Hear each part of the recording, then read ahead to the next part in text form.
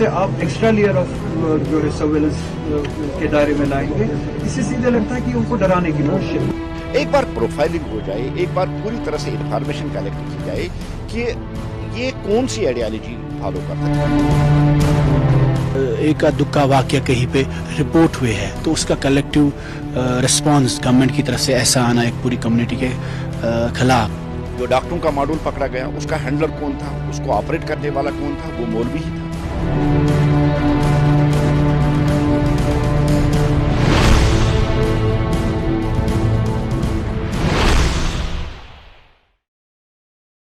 दोस्तों, जम्मू कश्मीर में ऐसे कई मुद्दे हैं जो सियासी तौर पर काफ़ी अहम माने जा रहे हैं, जिनमें ख़ास तौर से अगर हम जिक्र कर लें तो एक तो सबसे बड़ा मुद्दा वो ये है कि जम्मू कश्मीर को रियासत के दर्जे की बहाली हो, पहला मुद्दा।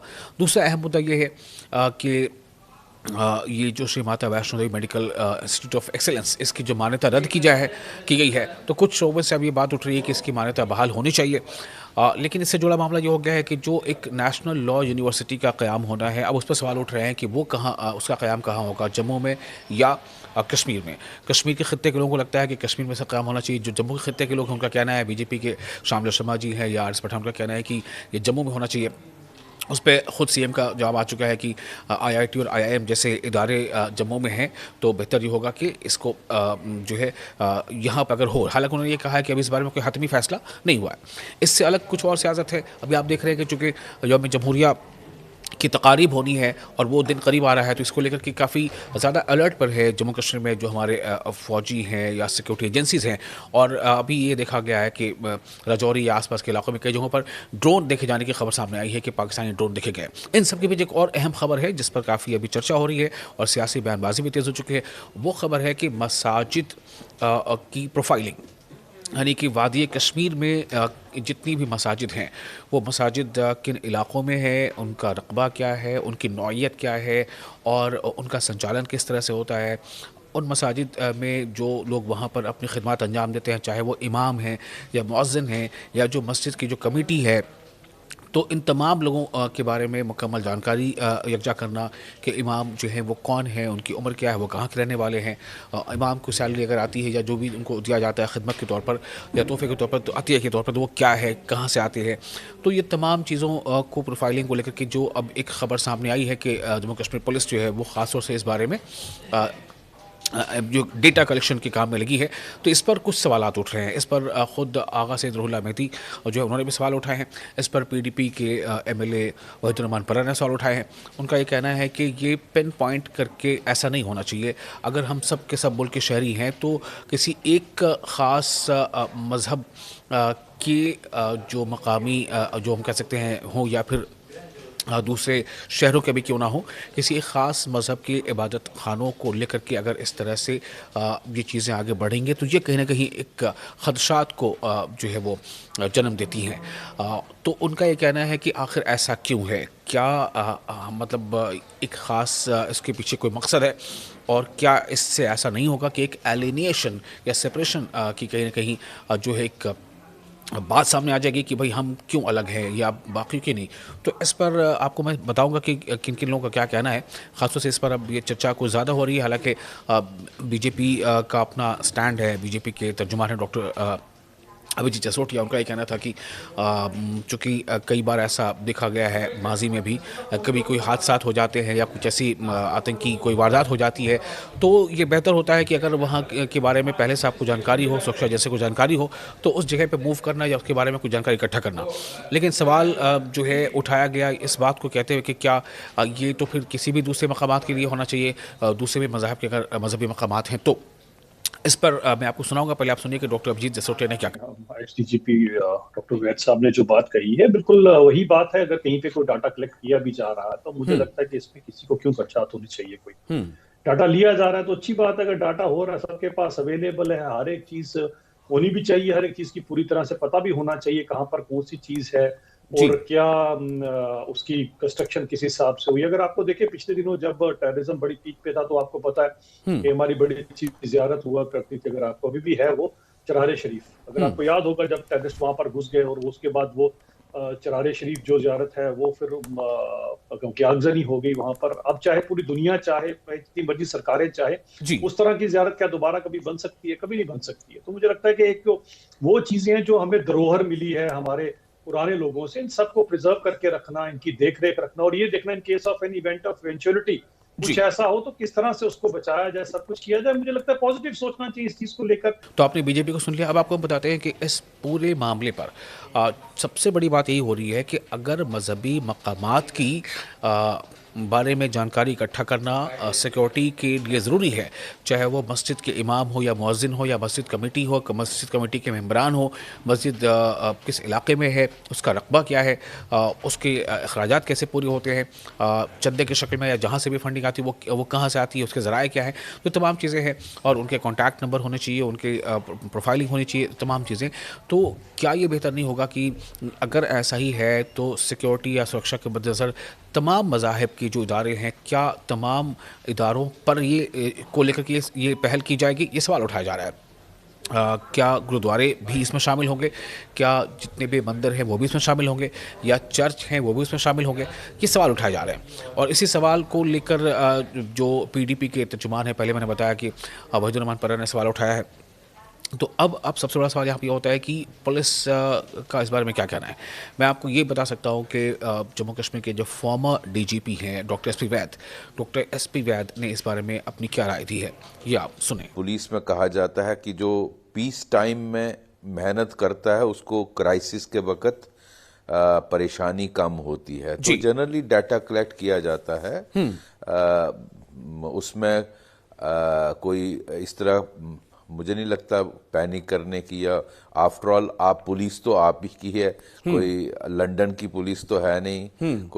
अगर कोई डाटा कलेक्ट कर रहे हैं वो आपकी भलाई के लिए, कल को कोई हादसा हो जाता है, हमें पता होना चाहिए कि वहाँ ये मस्जिद कहाँ पर है, कितने लोकेटेड है, उसमें कितने कमरे हैं, उसमें कौन कौन काम करता है, उनके टेलीफोन नंबर क्या हैं। जनरली हम आज कंप्यूटर का ज़माना है, डाटा फीड करते हैं, तो इसको एक इशू, पॉलिटिकल इशू बनाने की मैं नहीं समझता ज़रूरत है।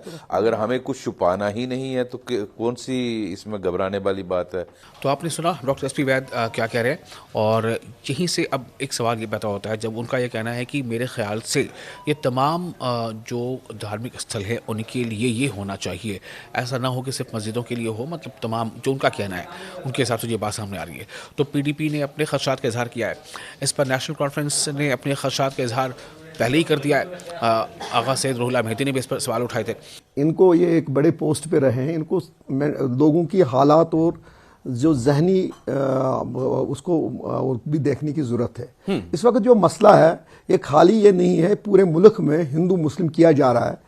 अगर ये मंदिरों में भी होते, गुरुद्वारों में भी होते, बाकी जगह पे भी ये पूरा ये कर लेते तो कोई एतराज तो था नहीं। ये एक कम्युनिटी को टारगेट बना के अगर ये कर रहे हैं तो ये पूरा लग रहा है पूरे ही मुल्क में इसकी क्या हालात निकलेंगे, क्या नताइज निकलेंगे, पहले तो उस पर जरूरत रखने की जानने की जरूरत है। और अब जो है इसको लेकर के कुछ और जो मजहबी इदारे के लोग हैं या जो कमेटी मेंबरान हैं उन्होंने भी इस पर सवाल उठाए हैं कि आखिर ऐसा क्या है। उनका कहना है कि हमें इसमें जानकारी देने में कोई दिक्कत नहीं है, लेकिन अगर सिर्फ ये किसी मजहब ख़ास के बारे में होगा तो सवाल उठता है कि ऐसा क्यों। अगर शक है तो फिर हमारे ऊपर ही क्यों है? क्या ये शक के बुनियाद पे किया जा रहा है? ये सवाल उठ रहा है कि क्या ये शक के बुनियाद पे किया जा रहा है। और इस पे बारे में मैंने बात की थी मौलवी अशरफ से, जो चेयरमैन है तंजीमुल मदारिस के जम्मू कश्मीर से इनका ताल्लुक़ है। मौलवी अशरफ उन्होंने भी अपनी बात इस ताल्लुक़ से रखी है कि इसमें क्या कुछ होना चाहिए। अब एक और अहम सवाल यहाँ पर ये होता है कि अगर ये कश्मीर के लिए सिर्फ महदूद है तो क्यों ये जम्मू कश्मीर दोनों डिवीज़न में शामिल क्यों नहीं है? क्योंकि हमने हाल में देखा है कि बहुत सारी ऐसी दहशतगर्दी के वाक़यात जो है वो ख़ास तौर से जम्मू डिवीज़न में गुज़श्ता कई महीनों में ज़्यादा हो गए। तो अगर उसका वो पर्सपेक्टिव है, अगर सिक्योरिटी या सुरक्षा जो है पर्सपेक्टिव है, तो फिर क्या तमाम इदारों के लिए भी यकसां जो है कोशिशें होंगी, प्रोफाइलिंग होगी, उनका डेटा कलेक्शन होगा या नहीं, ये सवाल है। और अगर ऐसा होता है तो बहुत अच्छा है। तो जैसा मैंने आपको बताया कि मैंने इनसे बात की थी मौलवी अशरफ से, तो उनका कहना था कि हमें इसमें कोई उज़्र नहीं है बताने में कि भाई हमारे मौज़िन कौन है या हमारा इमाम कौन है या कमेटी के मेंबरान कौन है लेकिन ये बेहतर होता कि तमाम मजहबी इदारों, तमाम मजहबी जो इबादत खाने हैं उनके लिए होता। इस पर किसी किसी मजहब वाहिद के साथ अगर ऐसा होगा तो इस पर सवाल उठना लाजमी बन जाता है। देखिए सर, जहाँ तक मजहबी ताल्लुक है, हर एक मजहब आनर और एहतराम के लिए है। हर एक धर्म एक दूसरे धर्म को जब आनर देगा तो तभी रहेगी जी। किसी मजहब को भी हर्ट करना किसी भी धर्म का सेवा नहीं है। जहाँ तक इसके पास कितना असासा है और कौन इसको मॉनिटर कर रहा है या सुपरविजन कर रहा है, और जो डिफरेंट इंफॉर्मेशन कलेक्ट कर रहे हैं गवर्नमेंट, उसमें कोई इशू नहीं। गवर्नमेंट बिल्कुल करे, और अगर कितना असासा है क्या है वो कलेक्ट अगर इंफॉर्मेशन गवर्नमेंट कर रही है तो उसमें कोई इशू नहीं जी। हम तो इसके लिए तैयार होने भी चाहिए। इसमें क्या है, बल्कि हर एक रिलीजन इसके लिए तैयार होना चाहिए, क्योंकि लोग डोनेट करते हैं। अगर लोग डोनेशन देते हैं डिफरेंट तरीके से, तो जो मैं इसके आगे बैठा हूँ जो इसको मॉनिटर कर रहा है वो क्यों तैयार नहीं होगा कि जो डोनेट लोग कर रहे हैं वो दिखाए लोगों को भी कि मेरे पास क्या आ रहा है और मैं क्या, मेरे एक्सपेंडिचर्स क्या है, उसमें कोई इशू नहीं है। क्या मंदिरों के साथ आप ऐसा कर रहे हैं? क्या गुरुद्वारों के साथ आप ऐसा करेंगे? क्या आप चर्चेस के साथ ऐसा करेंगे? ये तो मुल्क में कहीं नहीं है जो यहाँ हो रहा है। मगर मुझे ये खदशा है जो उन्होंने जम्मू कश्मीर में मस्जिदों के साथ शुरू किया है, ये कारण वही सर से सारे मुल्क में होगा। पहले इन्होंने ये जन वक्फ प्रॉपर्टी पहले तथ पे त्रोक अथ तम नश कर मुसलमान बेदखल वह वक्फ प्रॉपर्टी छतिन कहें ये मस्जिद बनाव मस्जिद बे वनान मसलक वनी सा क्या शिया छुआ सुनी छुआ बरेवी छुआ, मतलब ईमन क्या सानिस मसलकस से। हमारी शिया मस्जिद हो, सुनी मस्जिद हो, ब्रेलवी हो या कोई दूसरी हो, इजाज़त सारी अंदर असनस। It is open for all. It is not like कि दलित यहाँ नहीं आ सकता, पानी पियो तो बच्चे को उसके पिटाई करो। ब्राह्मण ही सिर्फ जा सकता है, औरतें यहाँ मस्जिद में नहीं, ये इस मंदिर में नहीं जा सकती। मुसलमानों के मंदिर मस्जिदों में ये नहीं होता है। अगर तो प्रोफाइलिंग, अगर आपको प्रोफाइलिंग करनी है तो पहले मंदिरों की प्रोफाइलिंग से शुरू करो।